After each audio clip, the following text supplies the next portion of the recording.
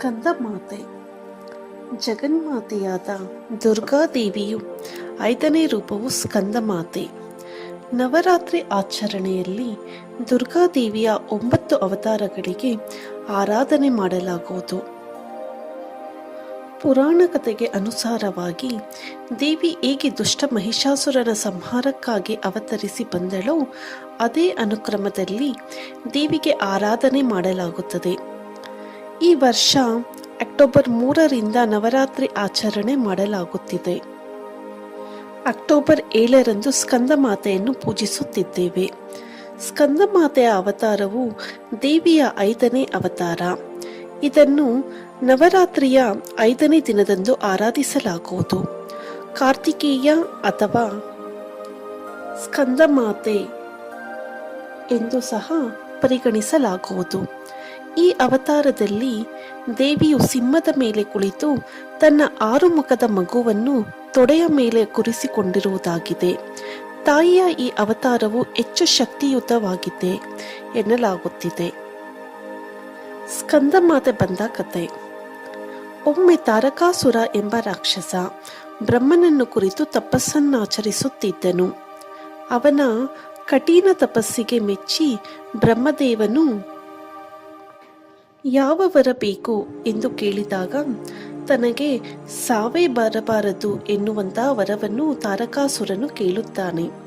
ಅಮರತ್ವದ ವರವನ್ನು ಕೊಡಲು ಸಾಧ್ಯವಿಲ್ಲ, ಅದರ ಬದಲಿಗೆ ಬೇರೆ ಯಾವುದಾದರೂ ವರವನ್ನು ಕೇಳುವಂತೆ ಬ್ರಹ್ಮದೇವನು ಕೇಳಿದಾಗ ಬುದ್ಧಿವಂತನಾಗಿದ್ದ ತಾರಕಾಸುರನು ಒಂದು ಕ್ಷಣ ಯೋಚಿಸಿ ತನಗೆ ಶಿವನ ಪುತ್ರನಿಂದಲೇ ಮಾತ್ರವೇ ಸಾವು ಬರಲಿ ಎನ್ನುವ ವರವನ್ನು ಕೇಳುತ್ತಾನೆ.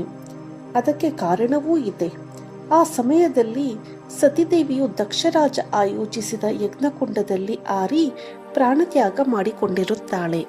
ಇದನ್ನು ತಿಳಿದಿದ್ದ ತಾರಕಾಸುರನು ಸತಿದೇವಿ ಇಲ್ಲದೆ ಶಿವನಿಗೆ ಮಕ್ಕಳಾಗಲು ಸಾಧ್ಯವಿಲ್ಲ, ಆದ್ದರಿಂದ ತನಗೆ ಇನ್ನು ಮುಂದಕ್ಕೆ ಸಾವು ಬರಲು ಸಾಧ್ಯವೇ ಇಲ್ಲ ಎನ್ನುವ ಕಲ್ಪನೆಯಿಂದ ತಾರಕಾಸುರ ಆ ವರವನ್ನು ಬೇಡುತ್ತಾನೆ.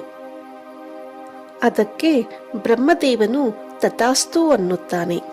ಇದರೆಲ್ಲದರ ಅರಿವು ಇದ್ದರೂ ಸಹ ಬ್ರಹ್ಮದೇವನು ಯಾಕೆ ತಥಾಸ್ತು ಅನ್ನುತ್ತಾನೆ ಗೊತ್ತಾ? ದಕ್ಷರಾಜ ಆಯೋಜಿಸಿದ ದಕ್ಷ ಯಜ್ಞದಲ್ಲಿ ಪ್ರಾಣತ್ಯಾಗ ಮಾಡಿಕೊಂಡ ಸತೀದೇವಿಯು ಪರ್ವತರಾಜನ ಮಗಳಾಗಿ ಜನ್ಮ ಪಡೆದು ಶಿವನನ್ನು ಮದುವೆಯಾಗಲು ಘೋರ ತಪಸ್ಸನ್ನು ಆಚರಿಸುತ್ತಿದ್ದಳು. ಈ ವಿಚಾರ ತಾರಕಾಸುರನಿಗೆ ತಿಳಿದಿರಲಿಲ್ಲ. ಆದರೆ ಬ್ರಹ್ಮದೇವನಿಗೆ ಈ ಎಲ್ಲ ವಿಷಯವೂ ಗೊತ್ತಿತ್ತು. ಅಲ್ಲಿಂದ ಹೊರಟ ಬ್ರಹ್ಮದೇವನು ಕಠಿಣ ತಪಸ್ಸು ಆಚರಿಸುತ್ತಿದ್ದ ಪರ್ವತರಾಜನ ಮಗಳಾದ ಪಾರ್ವತಿಯ ಬಳಿ ಬಂದು ಶಿವನನ್ನು ಮದುವೆ ಆಗುವಂತೆ ವರವನ್ನು ದಯಪಾಲಿಸುತ್ತಾನೆ. ನಂತರದ ದಿನಗಳಲ್ಲಿ ಶಿವಪಾರ್ವತಿಯರ ಕಲ್ಯಾಣ ನಡೆದು ಸುಬ್ರಹ್ಮಣ್ಯನನ್ನು ಮಗನಾಗಿ ಪಡೆಯುತ್ತಾರೆ. ಸುಬ್ರಹ್ಮಣ್ಯನ ಬಾಲ್ಯದ ಹೆಸರು ಸ್ಕಂದ. ಆದ್ದರಿಂದಲೇ ತಾಯಿ ಪಾರ್ವತೀ ದೇವಿಗೆ ಸ್ಕಂದ ಮಾತೆ ಎನ್ನುವ ಹೆಸರಿನಿಂದಲೂ ಕರೆಯುತ್ತಾರೆ. ಬೆಳೆದು ದೊಡ್ಡವನಾದ ಸುಬ್ರಹ್ಮಣ್ಯ ಸ್ವಾಮಿಯು ಅಂದರೆ ಸ್ಕಂದ ಕುಮಾರನು ಸಹಾಯದಿಂದ ನವರಾತ್ರಿಯ 5ನೇ ದಿನದಿಂದ ಅಂದರೆ ಪಂಚಮಿಯ ದಿನ ತಾರಕಾಸುರನ ಸಂಹಾರವನ್ನು ಮಾಡಲಾಗುತ್ತದೆ.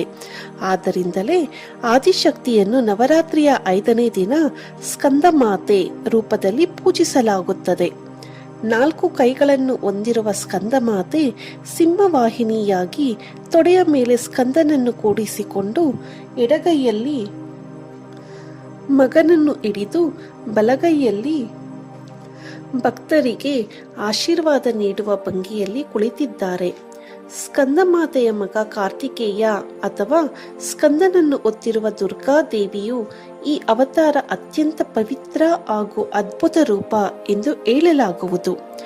ಈ ಅವತಾರದಲ್ಲಿ ದೇವಿಯು ತುಂಬಾ ಸಂತೋಷದಿಂದ ಮತ್ತು ಹಿತಕರವಾದ ಭಾವನೆಯೊಂದಿಗೆ ಕಾಣಿಸಿಕೊಂಡಿದ್ದಾಳೆ.